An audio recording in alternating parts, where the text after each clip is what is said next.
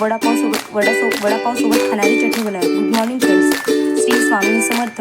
लागणारे साहित्य: शेंगदाणे, लाल चटणी, खोबरे, एक लसणाची गड्डी, अर्धा चमचा जिरं, एवढंच साहित्य लागतं। सर्वात प्रथम आपण खोबरं भाजून घेऊ। चला आपण आता गॅस चालू करून घेत आहोत। खोबरं टाकलेलं आहे, खोबऱ्याला छानसर परतून घेऊया आणि खोबरं लालसर झालं तर त्यामध्येच आपण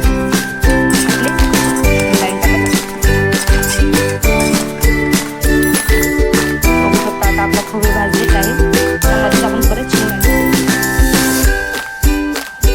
त्यामध्येच आपण आपले शेंगदाणे टाकून घेतलेले आहेत।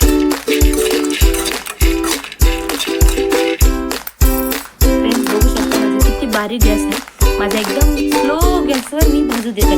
बघा आता माझे शेंगदाणे किती खरपूस झालेले आहेत। त्यामध्ये अर्धा चमच दिलं जिरे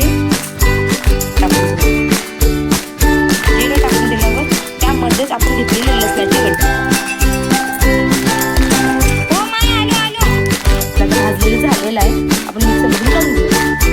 चला आता त्यामध्ये आपण खोबरं, शेंगदाणे आणि लसण, जिरं टाकून घेतलेलं आहे। स्वादानुसार मीठ आणि स्वादानुसार चटणी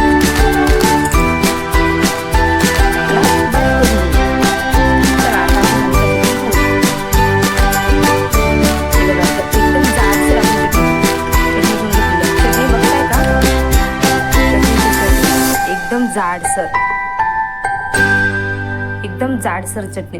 कधी पण अशी जाडसर चटणी करून घ्यायची वडापाव मध्ये टाकून खाण्यासाठी। एवढा भन्नाट वडापाव लागतो ना, खूप स्वादिष्ट।